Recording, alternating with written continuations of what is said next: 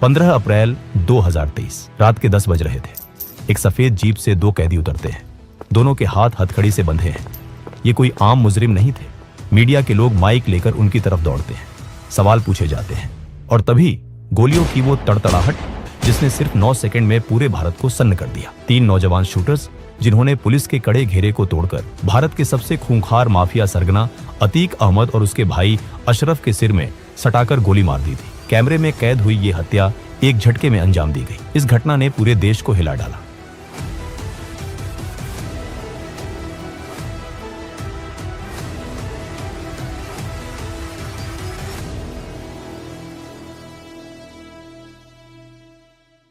साल 1979। उत्तर प्रदेश का पुराना इलाहाबाद शहर, जिसे आज हम प्रयागराज कहते हैं, और उसका एक बदनाम इलाका चकिया मोहल्ला। इसी मोहल्ले में फिरोज नाम का एक तांगे वाला रहता था। उसके बड़े बेटे का नाम था अतीक अहमद। घर में तंगी थी, गरीबी थी, लेकिन अतीक के अंदर बचपन से ही एक अलग तरह की जिद थी। उसे पढ़ाई लिखाई में कोई खास दिलचस्पी नहीं थी। 1979 आते आते 17 साल का अतीक 10वीं के एग्जाम में फेल हो गया, पर उसे इस बात का कोई दुख नहीं था। उसकी नजरें तो कहीं और थीं। उसे ताकत चाहिए थी, पैसा चाहिए था, और वो भी शॉर्टकट से। अतीक ने सबसे पहले मालगाड़ियों से कोयला चुराने का धंधा शुरू किया। वो अपने कुछ दोस्तों के साथ रात के अंधेरे में कोयला चुराता और उसे ब्लैक में बेच देता।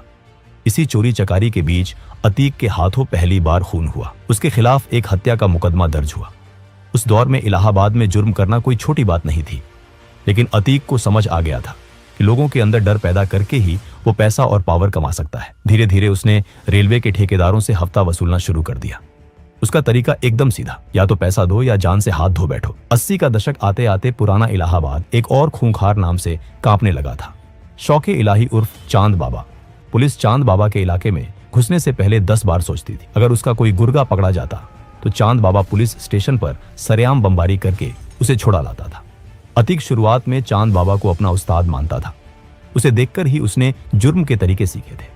1985 आते आते अतीक चांद बाबा का सबसे वफादार और खतरनाक शूटर बन चुका था। अपहरण, रंगदारी, कत्ल, अतीक हर काम में माहिर था। इसी बीच उत्तर प्रदेश में 1985 में वीर बहादुर सिंह की सरकार बनी।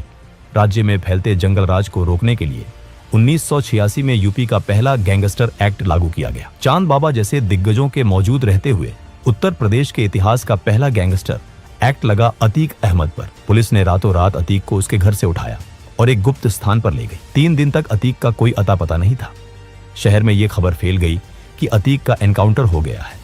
लेकिन यहीं से खेल में एक नया मोड़ आया। इलाहाबाद के एक रसूखदार सांसद, जिनके पास उस दौर की सबसे महंगी गाड़ियां हुआ करती थीं, उनके दिल्ली दफ्तर से सीधा फोन लखनऊ सेक्रेटेरिएट पहुंचा। लखनऊ से कॉल कनेक्ट हुआ सीधे इलाहाबाद पुलिस चीफ के केबिन तक। वो लड़का हमारा है, उसे कुछ नहीं होना चाहिए। फोन पर एक भारी आवाज गूंजी। दोपहर होते होते अतीक अहमद इलाहाबाद की सड़कों पर सीना ताने आजाद घूम रहा था। उस दिन अतीक को एक बात समझ आ गई थी, अगर हमेशा के लिए पुलिस और कानून से बचना है तो खुद सिस्टम का हिस्सा बनना पड़ेगा। साल 1989। इलाहाबाद में चांद बाबा म्यूनिसिपैलिटी का चुनाव जीत चुका था और अब उसकी नजरें विधानसभा पर थी। समाजवादी पार्टी के संस्थापक मुलायम सिंह यादव जानते थे कि चांद बाबा की पॉपुलैरिटी और खौफ दोनों चरम पर हैं। उन्होंने चांद बाबा को इलाहाबाद वेस्ट सीट से टिकट का ऑफर दिया। चांद बाबा ने मुलायम सिंह से कहा, नेताजी, मेरा एक चेला है अतीक, बहुत धार है उसमें, उसे टिकट दे दीजिए। मुलायम सिंह, जो राजनीति के कच्चे खिलाड़ी नहीं थे, उन्होंने मुस्कुराते हुए जवाब दिया, चांद, अगर तुमने उस लड़के को विधानसभा भेज दिया तो कल वो तुमसे बड़ा हो जाएगा, तुम्हारा कद छोटा पड़ जाएगा। ये चुनाव तुम खुद लड़ो। चांद बाबा ने फिर तय किया कि वो खुद इलाहाबाद वेस्ट से लड़ेगा। जब अतीक को यह बात पता चली कि चांद बाबा ने उसे टिकट नहीं दिया तो वो भड़क उठा। अतीक ने अपने ही गुरु के खिलाफ इंडिपेंडेंट कैंडिडेट्स नॉमिनेशन पेपर भर दिया। चुनाव हुए। वोटिंग के नतीजे आने से 4 दिन पहले ही हवा का रुख अतीक की तरफ मुड़ चुका था। चांद बाबा समझ गया कि ये तांगे वाले का लौंडा अब उसके हाथ से निकल चुका है। उसने अतीक को खत्म करने का मौत का फरमान जारी कर दिया। इलाहाबाद वेस्ट का एक ढाबा में अतीक अपने गैंग के साथ चाय पी रहा था। चांद बाबा को भनक लग गई। वो अपनी हथियारों से लैस फौज लेकर वहां पहुंचा, लेकिन अतीक को इस हमले का पहले से अंदाजा था। जैसे ही चांद बाबा वहां पहुंचा, चारों तरफ से गोलियों की बारिश हुई। अतीक की बंदूक से निकली गोलियों ने चांद बाबा के सीने को छलनी कर दिया। गुरु अपने ही चेले के हाथों सड़क पर तड़प तड़प कर मारा गया। अगले 1 हफ्ते के अंदर अतीक के गुर्गों ने गिद्धों की तरह चांद बाबा के गैंग के हर एक आदमी को चुन चुन कर मौत के घाट उतार दिया। चुनाव के नतीजे आए। अतीक अहमद पहली बार इलाहाबाद वेस्ट से विधायक बन चुका था। अब वो सिर्फ एक माफिया नहीं था, वो माननीय अतीक अहमद था। विधायक बनने के बाद अतीक का खौफ पूरे इलाहाबाद में फैल गया। जिस रेलवे यार्ड से वो कभी लोहे के टुकड़े चुराता था, अब उस पूरे रेलवे स्क्रैप का टेंडर सिर्फ अतीक के नाम पर छूटता था। दहशत इस कदर थी कि कोई दूसरा ठेकेदार अतीक के सामने टेंडर का फॉर्म भरने की हिम्मत तक नहीं जुटा पाता था। 1991 और 1993 के चुनाव उसने लगातार जीते। उसके पास अब 120 से ज्यादा शार्प शूटर्स की एक पूरी प्राइवेट आर्मी थी। अतीक जल्द ही मुलायम सिंह यादव की समाजवादी पार्टी के करीब आ गया। समाजवादी पार्टी का साथ मिलते ही अतीक का कद बहुत बड़ा हो गया। वो चौथी बार विधायक बना। विधायक की कुर्सी पर बैठकर उसने सैकड़ों लोगों की जमीनों, मकानों और दुकानों पर रातों रात कब्जा कर लिया। इसी दौरान 1995 में यूपी की राजनीति में एक ऐसा कांड हुआ जिसने पूरे देश को हिलाकर रख दिया। इसे गेस्ट हाउस कांड कहा जाता है। उस वक्त यूपी में एसपी और बीएसपी की गठबंधन सरकार थी, लेकिन बीएसपी सुप्रीमो मायावती इस गठबंधन को तोड़ना चाहती थी। 2 जून 1995 को मायावती लखनऊ के स्टेट गेस्ट हाउस में अपने विधायकों के साथ मीटिंग कर रही थी। जब एसपी के नेताओं को भनक लगी कि सरकार गिरने वाली है, तो वो बौखला गए। अतीक अहमद के नेतृत्व में एसपी के गुंडों और विधायकों की एक भारी भीड़ ने गेस्ट हाउस पर हमला कर दिया। दरवाजे तोड़े गए, गालियां दी गईं और मायावती के साथ बदसलूकी की कोशिश की गई। अगर उस दिन कुछ पुलिस अफसर बीच बचाव न करते तो बहुत अनर्थ हो सकता था। इस घटना ने साबित कर दिया कि सत्ता के नशे में अतीक और उसके जैसे बाहुबली लोकतंत्र को जूते की नोक पर रखते थे। उसी साल 1996 में सिविल लाइंस इलाके में एक मशहूर व्यापारी अशोक साहू की दिन दहाड़े हत्या कर दी गई।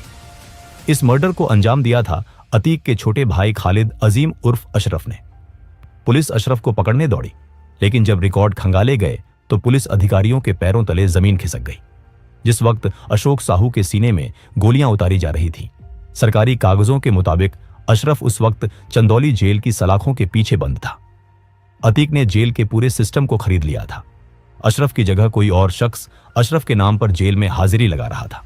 2000 का दशक आते आते अतीक इलाहाबाद का बेताज बादशाह बन चुका था। लेकिन 2002 का साल आते आते उत्तर प्रदेश की गद्दी पर मायावती विराजमान हो चुकी थी। मायावती के शासन में अपराधियों पर नकेल कसना शुरू हुई। अतीक पर एक ही दिन में 113 से ज्यादा मुकदमे दर्ज किए गए। इलाहाबाद में लालजी शुक्ला जैसे तेजतर्रार पुलिस अफसर को अतीक के पीछे लगा दिया गया। 7 अगस्त 2002 इलाहाबाद हाई कोर्ट में अतीक की पेशी थी।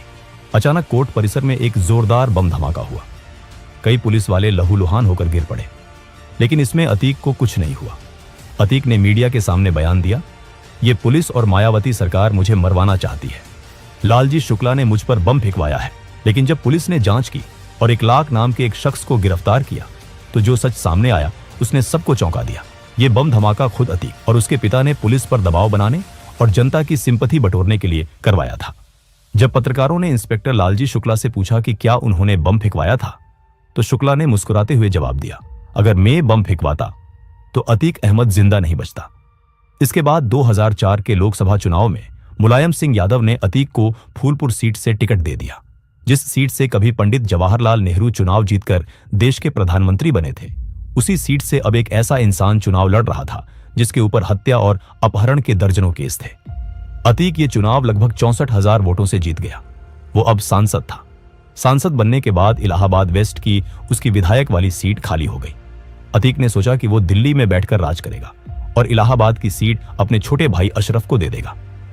उसने अशरफ को उस सीट से उपचुनाव में उतार दिया, लेकिन यहीं से अतीक की बर्बादी की स्क्रिप्ट लिखी जानी शुरू हुई। अशरफ के खिलाफ बीएसपी ने एक युवा नेता को टिकट दिया जिसका नाम था राजू पाल। राजू पाल खुद कोई दूध का धुला नहीं था, वो एक हिस्ट्री शीटर था।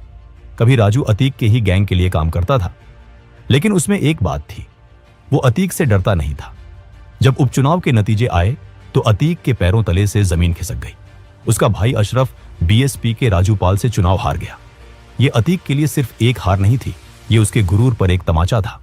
जिस इलाहाबाद में लोग उसके नाम से थर-थर कांपते थे, वहां कोई उसके भाई को कैसे हरा सकता है। अतीक को लगा कि अगर उसने राजू पाल को नहीं हटाया तो शहर से उसका खौफ खत्म हो जाएगा।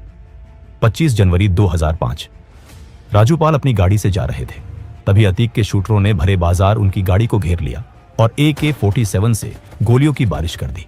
राजू पाल के शरीर में 19 गोलियां उतारी गईं।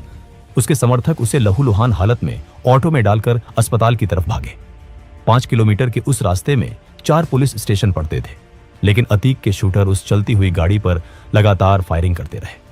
किसी खाकी वर्दी की हिम्मत नहीं हुई कि वो बीच में आकर इसे रोके। इस पूरे रोंगटे खड़े कर देने वाले हत्याकांड का एक चश्मदीद गवाह था राजू पाल का चचेरा भाई उमेश पाल। राजू पाल की मौत के बाद उस सीट पर दोबारा उपचुनाव हुए। मायावती ने राजू पाल की 9 दिन की विधवा पूजा पाल को अतीक के खिलाफ मैदान में उतारा। पूजा पाल अपने हाथों की मेहंदी दिखाकर स्टेज पर रोती थी, लेकिन जिस अशरफ को 2 महीने पहले जनता ने नकार दिया था, उसी अशरफ को जनता ने डर के मारे भारी मतों से जिता दिया। लेकिन फिर 2007 में यूपी के चुनाव हुए और मायावती पूर्ण बहुमत के साथ मुख्यमंत्री बनी। मायावती भूली नहीं थी कि 1995 के गेस्ट हाउस कांड में अतीक ने क्या किया था। सत्ता में आते ही उन्होंने सबसे पहले अतीक अहमद पर नकेल कसनी शुरू की। अतीक के गैंग का पूरा रिकॉर्ड तैयार किया गया। करोड़ों की संपत्ति जब्त कर ली गई। अतीक के सिर पर इनाम घोषित हो गया। सरकार बदलते ही समाजवादी पार्टी ने भी अतीक से पल्ला झाड़ लिया। जो अतीक कभी पुलिस को अपनी जेब में रखता था, वो अब एक चूहे की तरह अपनी जान बचाने के लिए दर दर भाग रहा था।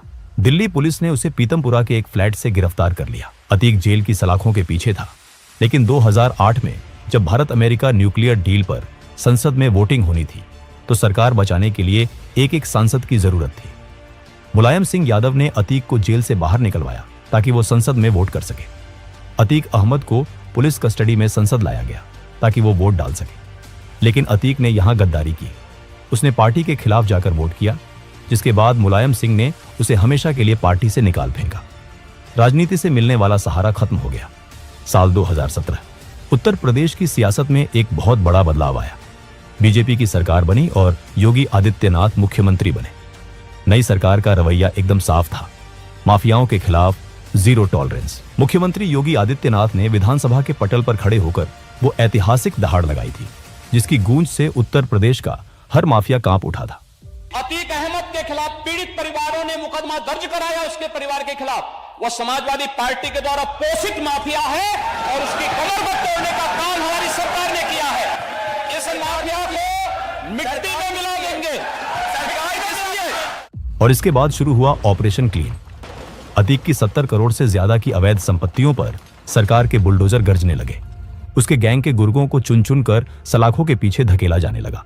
लेकिन अतीक का अहंकार कम नहीं हुआ। 2018 आते आते अतीक देवरिया जेल में बंद था, लेकिन जेल उसके लिए कैदखाना नहीं, बल्कि उसका नया हेडक्वार्टर था। लखनऊ के एक बड़े व्यापारी मोहित जायसवाल को अतीक के गुंडों ने सरेआम अगवा किया और सीधे देवरिया जेल के अंदर लेकर आए।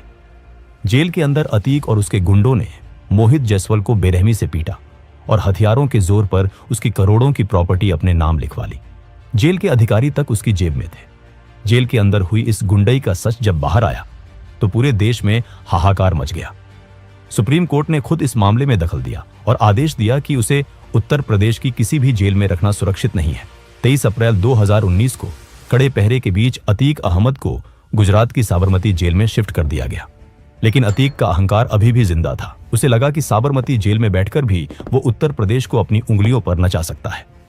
फरवरी 2023 राजूपाल हत्याकांड का मुख्य गवाह उमेश पाल, जो पिछले 18 सालों से अतीक के खिलाफ डटकर खड़ा था, अतीक की आंखों में चुभ रहा था। उसने साबरमती जेल से एक साजिश रची। 24 फरवरी 2023 की दोपहर प्रयागराज। जैसे ही उमेश पाल अपनी गाड़ी से उतरा, अतीक का बेटा असद और उसका शूटर गुलाम हथियारों के साथ उस पर टूट पड़े। दिन दहाड़े बम और गोलियों की बौछार कर दी गई। उमेश पाल और उसकी सुरक्षा में लगे 2 पुलिसकर्मियों को मौत के घाट उतार दिया गया। इस पूरे हमले का वीडियो सीसीटीवी में कैद हो गया, जिसने पूरे देश को झकझोर दिया। अतीक ने सोचा था कि वो 2005 की तरह फिर से खौफ पैदा कर देगा और कोई गवाह नहीं बचेगा, लेकिन वो भूल गया था कि अब 2005 नहीं, 2023 चल रहा है और यूपी में सरकार बदल चुकी है। इस घटना के बाद पुलिस और एसटीएफ ने वो तांडव किया जिसकी उम्मीद अतीक ने सपने में भी नहीं की होगी। अतीक के पूरे गैंग को चुन चुन कर निशाना बनाया जाने लगा। कुछ ही हफ्तों में एसटीएफ ने एक एनकाउंटर में अतीक के बेटे असद को मार गिराया। जब साबरमती जेल में अतीक को पता चला कि उसका बेटा मारा गया है, तो वो फूट फूट कर रोया। जो माफिया कभी अदालतों में मूंछों पर ताव देता था, वो साबरमती से प्रयागराज लाए जाते वक्त पुलिस वैन में फूट फूट कर रो रहा था। 28 मार्च 2023 को कोर्ट ने एक पुराने अपहरण मामले में अतीक को उम्र कैद की सजा सुनाई। अपनी पूरी जिंदगी में अतीक पहली बार किसी मामले में कानूनी रूप से सजा पा रहा था। 15 अप्रैल 2023 की वो रात। प्रयागराज का कॉल्विन अस्पताल। अतीक अहमद और उसके भाई अशरफ को मेडिकल चेकअप के लिए लाया गया था। दोनों के हाथों में हथकड़ी थी। मीडिया का जमावड़ा लगा था। लाइव कवरेज चल रही थी। पत्रकार अतीक से उसके बेटे के जनाजे में न जा पाने को लेकर सवाल कर रहे थे। अतीक जी, आप अपने बेटे असद के जनाजे में नहीं जा पाए, कुछ कहेंगे? अतीक ने निराशा भरी आवाज में जवाब दिया, नहीं ले गए तो नहीं गए। ये अतीक के मुंह से निकले आखिरी शब्द थे। उसी पत्रकारों की भीड़ में प्रेस का फर्जी आईडी कार्ड गले में डाले, हाथ में माइक लिए 3 नौजवान लड़के आगे बढ़े और लगातार अतीक और अशरफ के ऊपर फायरिंग की। 40 साल से उत्तर प्रदेश को डराने वाला वो बाहुबली धड़ाम से जमीन पर गिर पड़ा। अगले 10 सेकंड के अंदर उन 3 लड़कों ने 18 राउंड फायरिंग की। 9 गोलियां अतीक को लगी और 4 अशरफ को। लाइव टीवी पर पुलिस की मौजूदगी में देश के सबसे खूंखार बाहुबलियों में से एक का अंत हो चुका था। गोली चलाने वाले उन तीनों हथियारों ने भागने की कोशिश नहीं की। उन्होंने तुरंत हथियार डाल दिए और पुलिस के सामने सरेंडर कर दिया। जब उनसे पूछताछ हुई तो उनका कहना था कि वो अतीक के गैंग का सफाया करके क्राइम की दुनिया में अपना नाम बनाना चाहते थे। आज वो तीनों जेल की सलाखों के पीछे हैं और मामले की जांच चल रही है। लेकिन क्या यह सच था? क्या ये तीनों सिर्फ मोहरे थे? पूछताछ में अतीक ने कई पॉलिटिशियंस, बड़े बिल्डर्स और भ्रष्ट अधिकारियों के राज्य खोलने की धमकी दी थी। क्या उनमें से किसी ने अपने राज दफन करने के लिए अतीक को हमेशा के लिए खामोश कर दिया? यह सवाल आज भी हवा में तैर रहा है। जांच एजेंसियों की चार्जशीट में जांच के दौरान यह चौंकाने वाला खुलासा हुआ कि अतीक अहमद के तार सीमा पार पाकिस्तान की कुख्यात खुफिया एजेंसी ISI और आतंकी संगठन लश्कर-ए-तैयबा से जुड़े हुए थे। पंजाब के रास्ते ड्रोन से जो हथियार गिराए जाते थे वो अतीक के गैंग तक पहुंचते थे। जिन हथियारों की कंसाइनमेंट सरहद पार से आती थी उसका सीधा इस्तेमाल हमारे ही देश की धरती पर बेगुनाहों का खून बहाने के लिए किया जाता था। दोस्तों, ये थी अतीक अहमद की कहानी। अगर आपको हमारा ये वीडियो पसंद आया हो तो इसे एक लाइक जरूर करें और कमेंट करिए, जरूर बताइएगा कि अगला वीडियो आपको किस टॉपिक पर चाहिए। तब तक के लिए जय हिंद, जय भारत।